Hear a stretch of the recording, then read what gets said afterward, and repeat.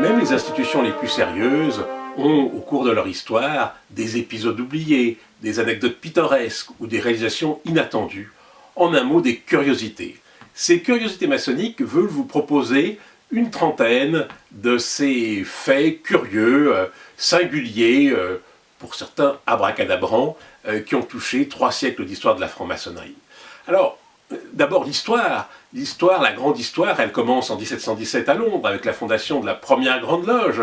Mais on a oublié qu'en 1705, donc plus de 10 ans auparavant, une structure à York, au cœur de l'Angleterre, se présente comme une grande loge des francs-maçons.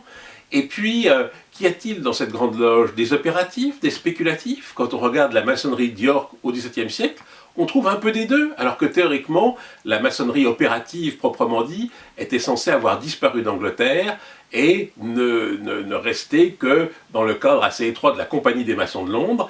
Et en fait, on trouve dans l'Angleterre des francs-maçons qui sont en fait des maçons opératifs. Donc, épisode oublié de l'histoire maçonnique, anecdote curieuse, par exemple, les premiers maçons français sont bien sûr spéculatifs, mais certains font des pierres de la fondation. On a retrouvé une à Marseille en 1745 avec toute une inscription en alphabet maçonnique. On a retrouvé des cérémonies à Toulouse faisant appel au mystère de l'Antiquité dès les années 1740, d'une loge se présentant comme écossaise des années avant que la maçonnerie écossaise soit attestée.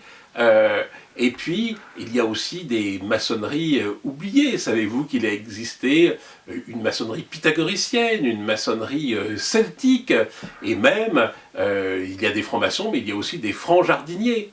Donc voilà, toutes ces choses singulières que l'on découvre en marge de l'histoire de la franc-maçonnerie, dont certaines sont simplement étonnantes, d'autres sont presque abracadabrantes, comme par exemple cet épisode du frère Cadet de Gassicourt. Alors Cadet de Gassicourt, le pharmacien de Napoléon, c'est aussi un des fils naturels de Louis XV, il en avait pas mal, excusez du peu. Et donc Cadet de Gassicourt, il est d'abord anti-maçon, il écrit un livre pour dénoncer la franc-maçonnerie, puis convaincu par quelques amis, il devient franc-maçon, et ça lui plaît beaucoup, il devient même vénérable de sa loge. Et il écrit au préfet de police de Paris, le premier préfet de police, créé par Napoléon, pour faire interdire le livre qu'il a publié quelques années avant. C'est un peu curieux de voir un auteur demander à ce que son livre soit interdit.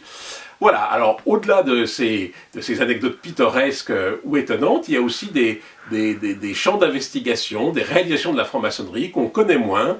Par exemple, au XVIIIe siècle et même au XIXe, les loges font souvent frapper des médailles. Il y a donc toute une numismatique maçonnique. Il y a des bibliothèques maçonniques.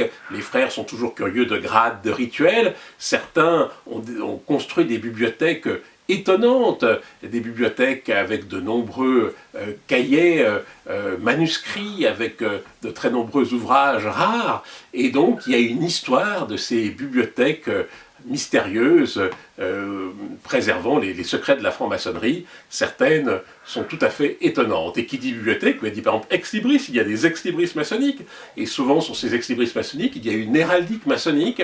Voilà, une trentaine de chapitres pour vous montrer ces éléments que j'ai découverts en marge de 30 années de recherche plus sérieuse sur la franc-maçonnerie, mais ces anecdotes découvertes en marge de cette grande histoire de la franc-maçonnerie m'ont paru non seulement singulières, mais finalement assez révélatrices de la nature complexe de la franc-maçonnerie, et peut-être aptes à élargir notre regard sur les loges et à pousser plus loin l'horizon de notre curiosité maçonnique.